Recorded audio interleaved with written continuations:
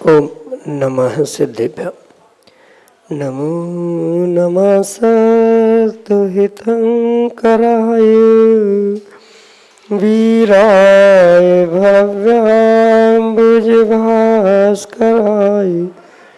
अनंतलोकाय सुरार्चिताय देवादिदेवाय नमो जिनाय देवादिदेवाय नमो जिनाय। पंच परमेष्टि भगवान की परम पूज्य आचार्य भगवंत गुरुवर विशुद्ध सागर जी मुनि महाराज की परम पूज्य मुनि श्री सुप्रभ सागर जी महाराज की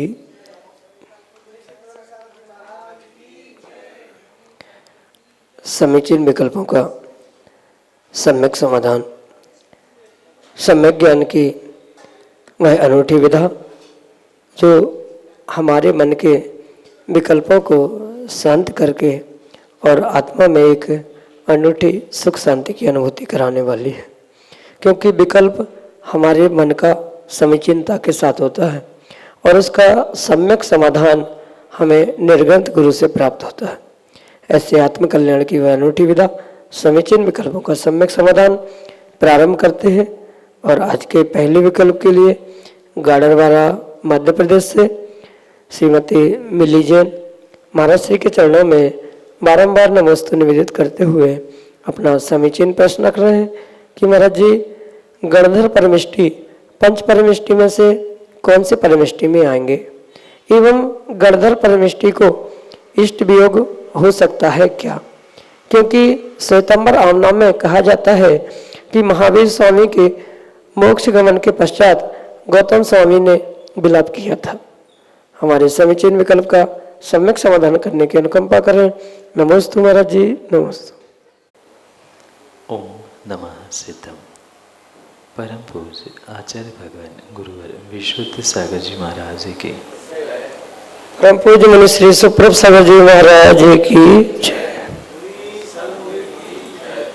गणधर परमेष्ठी आचार्य परमेष्ठी के श्रेणी में ही स्वीकार किए जाते, क्योंकि आचार्य भगवंतों के जो अनेक भेद कहे जाते हैं, मतलब गणधर, स्थिविर, प्रवर्तक आदि भी जो भेद प्राप्त होते हैं वह पूर्ण रूप से उन आचार्य परमेष्ठी के निमित्त से ही स्वीकार किए जाते, क्योंकि आचार्य परमेष्ठी का कार्य ही गण का पोषण करना, पालन करना आदि हुआ करता है। और बिल्कुल वही कार्य उन गणधर परमेष्ठियों का भी हुआ करता है, जो भगवान के दिव्य ध्वनि को ग्रहण करते हुए उस दिव्य ध्वनि को दूसरों तक पहुंचाने के साथ साथ मात्र अपने स्वार्थ के लिए ही नहीं अपितु परमार्थ के लिए भी अन्य जीवों के आत्म कल्याण के लिए भी उपदेश देना, जो वहाँ अन्य जीव या संघ आदि भी उपस्थित होता है उनकी भी पालन पोषण करना, और मात्र मुनि आर्य का ही संघ नहीं, चतुर्विध संघ रूप जो वहाँ तीनों गति के जीव उपस्थित होते हैं उनको ज्ञानदान देते हुए, अभयदान देते हुए वह उस श्रेष्ठतम आचार्य पद को विभूषित करते। आवश्यकता नहीं है कि संस्कारों के माध्यम से ही किसी को आचार्य पद दिया जाए तो ही वह आचार्य परमेष्ठी कहे जाए। आचार्यों के गुणों का परिपालन करने वाला वह साधु भी आचार्य ही कहलाने लगता है। हाँ, वर्तमान में पंचम काल में पदारोहण करना, संस्कार करना ये आवश्यक जरूर है, पर उन कालों में जहाँ साक्षात तीर्थंकर भगवान विराजमान है तो गण पोषण का काल करने वाले वे गणधर परमेष्ठी आचार्य परमेष्ठी के ही अंतर्गत आते हैं, अन्यथा नहीं। और ये भी अवश्य ध्यान रखें कि वहाँ किसी भी प्रकार से इष्ट वियोग अनिष्ट संयोग रूपी आर्द्र रौद्र ध्यान की सत्ता नहीं हुआ करती, पर किंचित कथनचित परमात्मा के प्रति शुभ राग होना ये स्वाभाविक सी बात है। शुभ राग के अभाव में वहाँ भी जीव विराजमान नहीं हो सकता, क्योंकि भले ही वे तीर्थंकर भगवान के गणधर है, पर कहीं ना कहीं वहाँ उन तीर्थंकर परमात्मा तीर्थंकर भगवान के प्रति अनुराग होता है, तभी उनकी वाणी को झेलना, उसको प्रसारित करना, उनके उन तीर्थंकर भगवान के अमुक ही गणधर बनना, ये सभी नियोग तभी बना करते हैं। इसलिए कथनचित गणधर भगवंतों को अपने इष्ट के प्रति कुछ शुभ अनुराग तो हुआ करता है, पर जैसे उस आर्द्र ध्यान में उस इष्ट वियोग के संबंध में लिखा है, ऐसा दुख, ऐसा विलाप, ऐसा शोक वहाँ पर उनको नहीं हो सकता। किंचित विकल्प होना कि परमात्मा की मुक्ति हो गई, ये तो फिर भी कथनचित किसी अपेक्षा से संभव है, पर विलाप आदि करना ये हमारे आगम ग्रंथों से प्रमाणित नहीं किया जा सकता। यही आपके लिए सम्यक समझ। राजकुमारी जैन, उज्जैन, मध्य प्रदेश से अगले समीचीन में कल्प। श्रावक के ज्ञान विनय करने के लिए 7 जगह मौन व्रत धारण करना चाहिए, पर हम पूजन या स्तवन बोलते हैं मंदिर में, तो वो बोल कर करते हैं, तो उसमें हमें कोई दोष लगता है क्या? ये शंका समाधान कीजिए गुरुदेव। श्रावकों के लिए 7 स्थानों पर मौन रखने की आज्ञा ज्ञान विनय के परिप्रेक्ष्य में कही है, ये परम सत्य है। पर कौन से स्थान पर किस प्रकार का मौन कहा है, ये भी वहाँ विवेकपूर्वक समझने की आवश्यकता है। जब वमन होने पर मौन की व्याख्या की जाती है, तब पूर्ण रूप से किसी भी प्रकार से शब्दों का प्रयोग नहीं करना, यही वहाँ पर मौन की परिभाषा है। पर पूजा स्तवन आदि करते समय जो मौन की परिभाषा है वह उच्चारण ना करने रूप नहीं है, अपितु पूजन पाठ के अलावा अन्य जो परस्पर में वार्तालाप हो रहा है, परस्पर में चर्चाएं हो रही है, उसके लिए वहाँ पर मौन कहा है, ना कि जोर से भगवान की भक्ति पाठ पूजन श्रवण आदि करने में किसी प्रकार से श्रावकों के लिए निषेध नहीं किया गया है। ये अवश्य ध्यान रखें। वहाँ जो मौन कहा है, यानी पूजन पाठ आदि के समय में, स्तवन आदि के समय में जो मौन की परिकल्पना दी है श्रावकों के लिए, वह मात्र जो अन्य शब्दों का प्रयोग या अन्य चर्चाएं, बहुत सारे जीव जैसे गृहस्थी की चर्चा करना, व्यापार की चर्चा करना, अन्य भी पूजा पाठ को छोड़कर, भगवान की भक्ति को छोड़कर अन्य किसी भी प्रकार से वहाँ वार्तालाप नहीं करना, परस्पर में एक दूसरे से चर्चाएं नहीं करना, इस अभिप्राय से ही वहाँ श्रावकों के लिए पूजा स्तवन पाठ आदि के समय पे मौन कहा है। अगर ऐसा होता तो कोई भी मुंह खोलकर पूजा ही नहीं करता, और मौन से पूजा करने का भी आदेश नहीं है। पूजा तो भक्ति भाव से, उत्साह के साथ, आनंद के साथ, जोर शोर से करने की ही आज्ञा है। तो यहाँ इसी प्रकार से तालमेल बिठाना होगा कि भक्ति तो, पूजा तो, पाठ तो, स्तवन तो आपको दिल खोलकर, मुंह खोलकर और विवेक खोलकर करनी ही करनी है, पर साथ में उसके अलावा जो परस्पर में श्रावकों के प्रति वार्तालाप करना है, एक दूसरों के घर गृहस्थी व्यापार आदि अन्य कार्यों को लेकर जो चर्चा है, उनको वहाँ विराम देते हुए उसके लिए मौन कहा है, अन्य कार्यों के लिए नहीं। इसलिए जोर से स्तुति पाठ स्तवन भक्ति आदि आप कर रहे हैं तो उसमें कोई दोष नहीं है, पर उसमें आपने 2-4 शब्द भी किसी से बोल लिए तो वह दोषकारी हो सकते हैं। उसके लिए मौन है, ना कि स्तुति पूजा आदि करने के लिए। यही आपके लिए सम्यक समय। विवेक जैन शास्त्री, ललितपुर, उत्तर प्रदेश से अगले समीचीन में कल्प। मुनिराजों के चरणों में बारंबार नमोस्तु नमोस्तु नमोस्तु। महाराज श्री, प्रश्न की भूमिका यहाँ से है कि एक जैन संत के मंच पर जैन एकता के बारे में उद्बोधन दिया जा रहा था। वहाँ पर एक वरिष्ठ जज साहब ने स्पष्ट शब्दों में कहा कि महाराज साहब, जैन समाज में भेद नहीं है, भेद तो संतों में है। संतों ने ही दिगंबर श्वेतांबर का भेद किया, फिर उसमें भी स्थानकवासी मूर्ति पूजक, दिगंबरों में भी 13 पंथ साधु, 20 पंथी साधु, और इसके अलावा भी जो दिगंबरों में भी और भी साधु हुए, वो आपस में एक दूसरे के भेदभाव से समाज आपस में बहुत बढ़ता जा रहा है। क्योंकि समाज के जन तो बड़े भोले भाले होते हैं, गंगा गए तो गंगादास, जमुना गए तो जमुनादास, सबका परचम बुलंद करते हैं, सबकी बात को मानते हैं।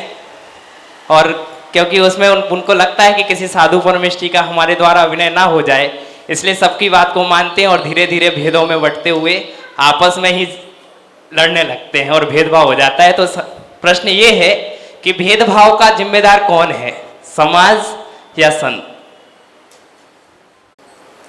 जैन समुदाय को विभिन्न पंथों में, दर्शनों में, ग्रुपों में जो बंटता हुआ आज देखा जा रहा है, उसके पीछे ना किसी संतों का हाथ है, ना किसी समाज का हाथ है।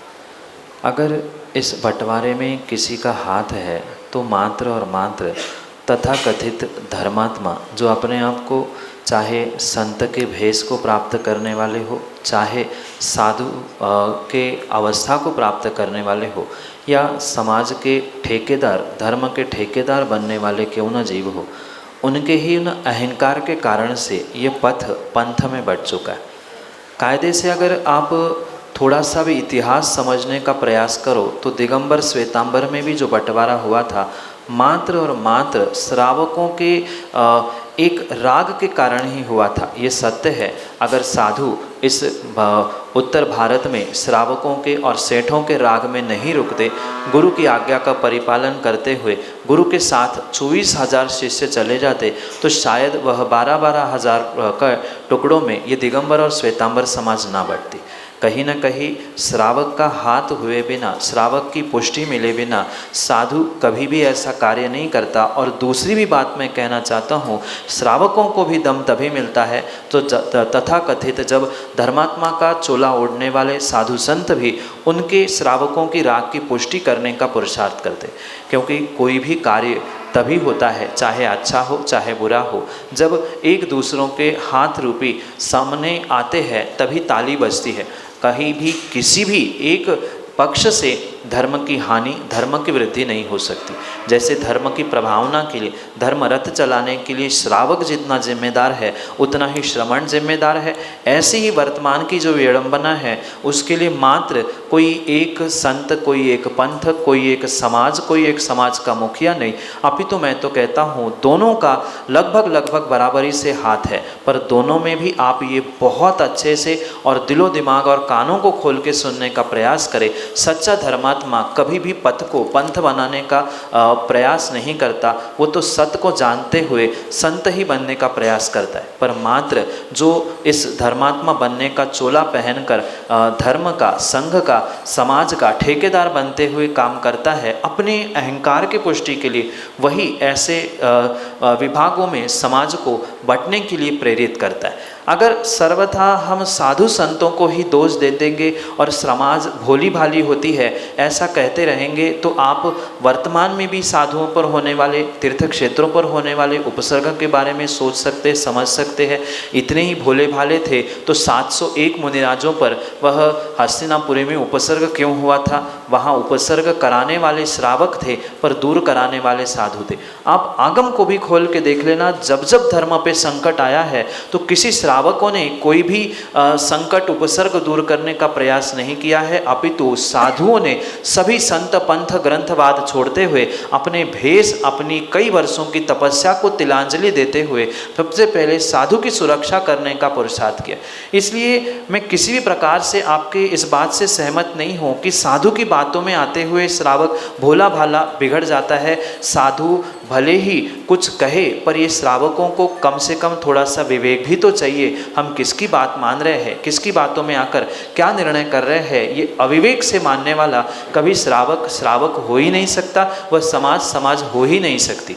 मात्र समाज के कुछ चंद चुनिंदा ऐसे लोग हैं जो अपने अहंकार के पुष्टि के लिए साधुओं का प्रयोग करते हैं, और साधु भी अपने पंथों की, अपने कार्यों की सुरक्षा के लिए उनको हाथ में लेते हुए समाज के टुकड़े करते हुए जो अंग्रेज़ों ने कार्य किया था डिवाइड एंड रूल, उसी पॉलिसी के अंतर्गत ये कार्य करते हुए अपने आप को बहुत अच्छा, बहुत बेहतर सिद्ध करने का पुरुषार्थ करते। पर आगम के परिप्रेक्ष्य में अगर सत्यता को समझे, पुराण ग्रंथों को देखा जाए तो ये कार्य संभालने का आज तक मात्र किसी एक पक्ष से नहीं हुआ है। अगर प्रभावना भी धर्म की हुई है तो साधु संत और श्रावक समाज इन दोनों के बिल्कुल एक साथ चलने से ही हुई है। और अगर क्षति भी हुई है तो कहीं न कहीं उन स्थानों को, उन भेषों को प्राप्त करने वाले जो तथाकथित धर्मात्मा अपने आप को अपनी अहंकार की पुष्टि करने के लिए धर्मात्मा जता रहे हैं, दिखा रहे हैं, बता रहे हैं, ऐसे ही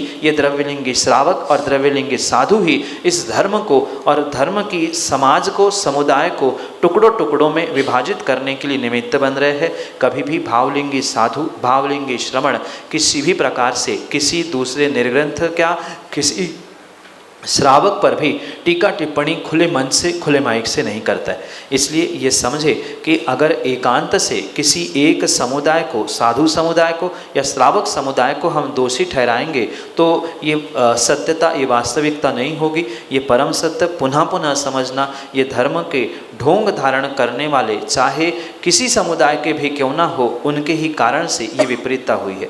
आप थोड़ा सा इतिहास हमारे जैन धर्म का बहुत गहराई से पढ़ने का पुरुषार्थ कर लेना। आप शास्त्री है और आपके सामने बहुत सारे वर्तमान में भी साधन है, मात्र दिगंबर श्वेतांबर का ही नहीं अपितु श्वेतांबरों के भी जो विभाजन हुए, दिगंबरों के भी जो विभाजन हुए, ये मात्र व्यक्तियों ने अपनी अहंकार की पुष्टि के लिए ही कह गया है।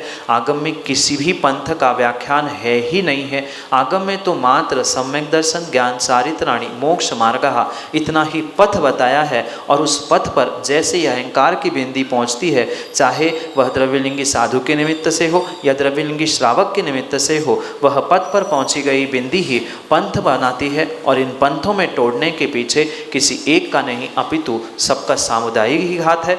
प्रत्येक व्यक्ति अगर अपनी जिम्मेदारी समझे, श्रावक अपने स्वयं की जिम्मेदारी को, साधु अपने स्वयं की जिम्मेदारी को समझे, तो कभी ये गफलत, ये विपरीतता और ये विडंबना समाज के सामने पुनः पुनः नहीं आ सकती। आज यही विपरीतता दिख रही है। जिनको जो करना है वो छोड़कर दूसरों के कार्यों में वह उथल पुथल करने के लिए पहुंचता है और दूसरों को समझाते हुए अपनी क्या स्थिति है ये भूल जाता है। इसलिए अगर प्रत्येक साधक चाहे श्रावक अवस्था में हो चाहे साधु अवस्था में हो, अपनी स्वयं की जिम्मेदारी, स्वयं के कर्तव्यों को समझते हुए उसका परिपालन करेगा तो कभी भी ये समाज की टुकड़े टुकड़े होने जन्य स्थिति नहीं दिख सकती। समाज की क्या, जब गुरुओं की, साधुओं के और श्रावकों के टुकड़े टुकड़े आज हो रहे हैं, मात्र और मात्र श्रावकों की और कुछ अंशों में साधुओं की भी जो गैर जिम्मेदारी रूप परिणाम, परिणति और अवस्थाएं दिख रही है, उसका ये प्रतिफल है।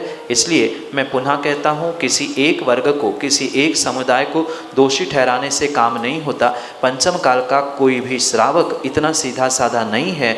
जो महावीर के शिष्य है, महावीर के शासन में जीते हैं, उनके लिए आचार्य भगवंतों ने इसीलिए पूरा प्रतिक्रमण करने के लिए कहा है कि अन्य 22 तीर्थंकरों के काल में तो जितने दोष लगते थे उतने ही प्रतिक्रमण करने की आज्ञा थी, पर महावीर भगवान और आदिनाथ भगवान के काल के शिष्यों में पूरा प्रतिक्रमण इसलिए करना पड़ता था कि आदिनाथ के शिष्य भोले भाले थे, पर महावीर भगवान के शिष्य वक्र परिणामी थे, हैं और आगे भी शायद रहेंगे। इसी कारण से ही उनका पूरा प्रतिक्रमण करने का जब अभिप्राय आचार्यों ने लिखा है, तो आप ये नहीं कह सकते कि गंगा गए गंगादास और रमना गए जमुनादास, ऐसे कहते हुए श्रावक अपनी दिनचर्या, अपनी प्रमाद को ढाकने का पुरुषार्थ ना करे। आपके सामने ग्रंथ है, आप ग्रंथ खोले, आप ग्रंथों को अध्ययन करें, स्वयं से विवेक से उसे पढ़े। कौन भावलिंगी, कैसा द्रव्यलिंगी, कैसे श्रावक होते हैं, क्या उनकी दिनचर्या होती है, ये सब कुछ समझे और फिर विवेक से कार्य करें। अगर अंधश्रद्धा में जी रहे हैं, आँख खोलकर, आँख बंद करके वह आँख खोलने का ढोंग कर रहे हैं, तो आप सच्चे धर्मात्मा नहीं हैं। धर्मात्मा कभी भी धर्म की क्षति नहीं करता, पर धर्म का चोला ओढ़कर ढोंग करने वाला किसी भी समुदाय का क्यों ना हो, वही धर्म को नष्ट करने के लिए एकमेव साधन बन रहा है। यही आपके लिए सम्यक समाधान। सुमन जैन, सुभाष नगर, उज्जैन, मध्य प्रदेश से अगले समीचीन विकल्प के लिए। मेरा प्रश्न है कि घर में जैसे बोरिंग या कुआं हो रहता है और पर सीमेंट की टंकी में अपन पानी भरते हैं और पूरे घर में यूज़ होता है, लेकिन पीने में नहीं लेते, जबकि वो टंकी अपन महीने 2 महीने में अपन साफ़ करते हैं और उसका पानी यूज़ नहीं लेते। और नगर निगम की जो टंकी है तो नगर निगम का पानी वो यूज़ ले लेंगे, उसका पानी अपन कहेंगे वो पानी रोज़ आ रहा है वो पानी ले लेंगे। तो दोनों में दोष, जबकि वो टंकी नगर निगम की टंकी वर्षों तक साफ़ नहीं होती है, तो दोनों में दोष क्या? माँ, दोष नल से आने वाले पानी में नहीं है, अपितु टंकी में जैसा भरा है, जो भरा है, सबसे भरा है, वैसा ही पानी आपके प्रयोग में आएगा। भले ही अपने आप को आप इस बात में खुशनसीब मानो कि हम हर महीने 2 महीने टंकी को साफ़ कर रहे हैं, बोर का पानी चढ़ा रहे हैं, पर ये पहले ही समझे कि बोर से आने वाला पानी क्या आपने मशीन लगाने से पहले छाना था? जब छाना ही नहीं था तो अनछने पानी को प्रेशर के साथ, मोटर के साथ खींचने में क्या वहाँ जीवों की सुरक्षा हुई थी? अनछने पानी को आपने कितने ही साफ़ टंकी में, सोने के भी बर्तन में रखा हो, पर वह अनछना पानी तो अनछना ही पानी है। इसलिए ये विकल्प करने की आवश्यकता नहीं है कि ये अच्छा है कि ये बुरा है, इसका दोष है कि उसका दोष है। अगर आगम की हम बात करें तो कुएं के पानी के अलावा किसी भी पानी का प्रयोग आप कर रहे हैं तो उससे आप दोषों से बचने वाले नहीं हैं। उसकी विलछानी ही जब समय पे स्थान पर नहीं हो सकती, उसके लिए आप चाहे म्यूनसिपाल्टी के सालों साल साफ़ न होने वाले टंकी के उदाहरण दे दो, या 2 महीने में आप घर के टंकी को साफ़ करने के दृष्टांत भी क्यों ना दो, पर आगम के परिप्रेक्ष्य में दोनों भी पानी दोष युक्त ही है। मात्र और मात्र कुएं का ही पानी मात्र पीने के लिए नहीं, अपितु सर्वत्र प्रयोग के लिए कुएं का ही पानी श्रेष्ठ है, और वो भी हाथों से खींचा हुआ, मोटर के द्वारा खींचा हुआ भी पानी उचित नहीं है, क्योंकि मोटर से जब भी वह पानी खींचा जाएगा वहाँ जो छोटे छोटे जीव है अनछना पानी होने से स्वाभाविक रूप से मोटर में आने से पहले ही मर गए, और उस कलेवर को आप कितना ही साफ टंकी में रख लेना, 2 महीने में पानी का क्या होगा? वह अनछना पानी था पिना, वहाँ कितने जीवों की उत्पत्ति हुई, वहाँ 2 महीने बाद आप साफ सफाई करते हुए कितने जीवों की विराधना कर रहे हैं। ये सब कुछ अगर ओहापोह किया जाए, विचार किया जाए, विकल्प रखा जाए, तो ये अवश्य समझ में आएगा कि दोनों में भी कोई बहुत कम दोष नहीं है। थोड़ा सा अंतर हो सकता है, पत्थर से ईंट थोड़ी कमज़ोर होती है, पर माथा सिर दोनों से ही फूटता है, दोनों ही दोष के ही निमित्त बनेंगे। अंतर इतना है कि मात्र कुएं के पानी के प्रयोग से ही आप उन दोषों से बच सकते हो, अन्यथा नहीं। चांदनी जैन, उज्जैन, मध्य प्रदेश से अगले समीचीन में कल्प। महाराज जी, अगर महाराज जी ये जो उपास होते हैं जो साल में एक बार आते हैं, अनंत चतुर्दशी, चंदन, छठ या जो भी, ये व्रत अगर कभी किसी कारणवश एक 2-3 हो गए हैं और एक छूट गया, तो क्या दोबारा से करना चाहिए या फिर वही रनिंग में से कर सकते हैं? नमोस्तु महाराज जी। कायदे से तो जो भी व्रत होता है वह अखंड रूप से, अविरल रूप से ही करना चाहिए। प्रारंभ किया है तो पूर्ण होने तक उसे कंटिन्यू नॉन स्टॉप रूप से ही करना चाहिए। पर माना कि किसी अपरिहार्य कारणों से, कुछ विषमता से व्यक्ति उनको कंटिन्यूएशन में नहीं कर पा रहा, कुछ 1-2 साल उस व्रतों में खंड पड़े, तो पुनः जैसे ही अनुकूलता बनती है पुनः उसे वही से करते हुए उसे पूर्ण किया जा सकता है। अगर सामर्थ्य है तो पुनः उन संख्या को उतने में ही प्राप्त कर लेना, उसमें भी कोई दोष नहीं है। पर ये अवश्य है कि अगर ऐसा कुछ कार्य हुआ है, मतलब 5 उपासों में 3 उपास हुए और पुनः 2-3 साल नहीं हो पाए, पुनः उसे करना है तो आप उन्हें पुनः अगले 2 साल, मतलब बीच के ब्रेक को छोड़कर पुनः 2 साल कर सकते हैं। पर उसके लिए आप गुरु से प्रायश्चित लेकर पुनः उसको पूर्ण करें, या अगर आपको पता है कि आगे विषमता नहीं आएगी या पुनः एक बार आपको लगता है सामर्थ्य हम कर लेंगे, तो पुनः एक बार उसको कर ले, या आगे भी करते रहे। जब अगर पुनः 5 हो गए तो पुनः 5 कर लिए, या 2 हो गए तो 2 में उद्यापन कर लिया, 5 मतलब पहले 3 फिर खंड और फिर उद्यापन, ऐसे भी किया जा सकता है। या आगे भी पुनः 5 कर लिए तो 2 बार व्रत का भी फल मिलेगा। तो जैसे अनुकूलता है वैसा हम करते रहे, उसमें कोई बंधन नहीं है। पर अगर कोई खंड हुआ है, कंटिन्यूएशन में नहीं हुआ है, तो उसके लिए आप अवश्य ही गुरु के पास पहुंचकर प्रायश्चित ग्रहण करें, और तभी वह व्रत पूर्ण रूप से फल देने वाला हो सकता है। यही आपके लिए सम्यक समझ। एक ही अम्ब्रेला के नीचे, एक छत के नीचे, मतलब एक ऐप के माध्यम से आपको प्राप्त हो सकती है। आप सभी लोग उस ऐप को डाउनलोड करें और हमसे जुड़िए, एक बार जुड़ के देखिए, अच्छा लगता है। मुनिश्री के चरणों में कोटिशा नमोस्तु करते हुए आज के इस सम्यक समाधान कार्यक्रम को ख़त्म करने से पहले आप लोगों से एक और विनती रह गई। शाम को 7:40 पे जिनवाणी चैनल को देखना ना भूलिएगा। जिनवाणी चैनल पे मुनिश्री के प्रवचन प्रतिदिन 7:40 पे प्रसारित होते हैं। आप सभी लोग घर बैठे मुनिश्री का वाणी का लाभ टीवी चैनल के माध्यम से भी ले सकते हैं, ठीक शाम को 7:40 पे। आप सभी को जय जिनेंद्र करते